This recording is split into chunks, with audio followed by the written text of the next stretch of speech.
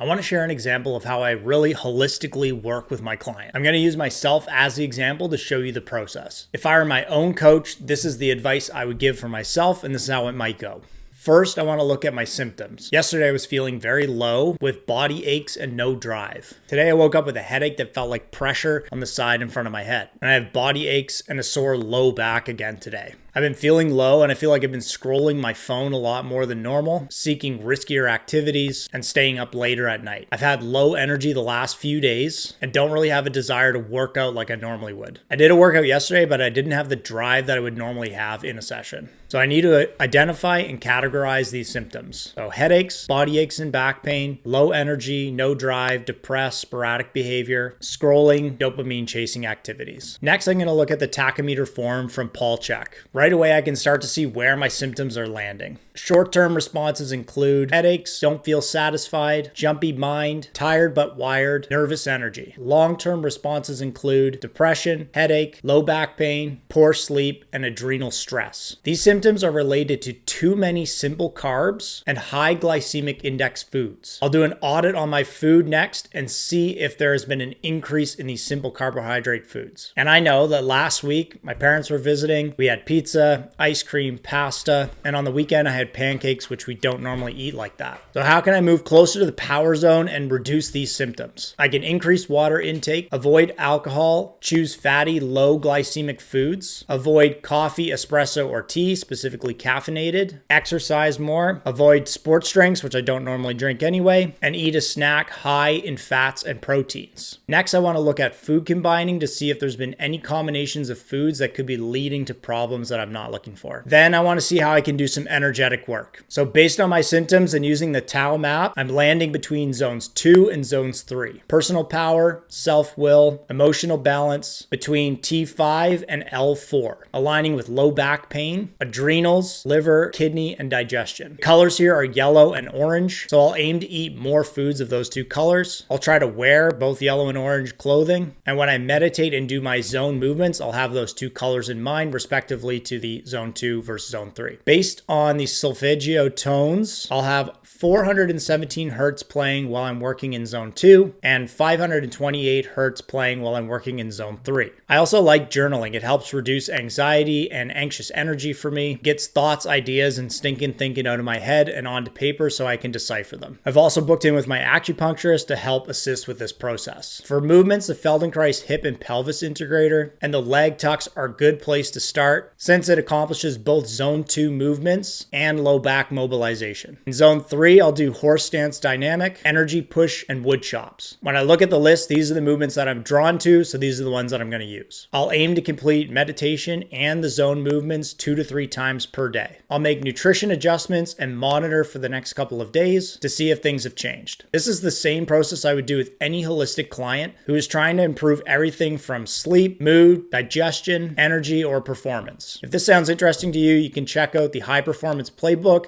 where I share lots more information like this in a weekly newsletter.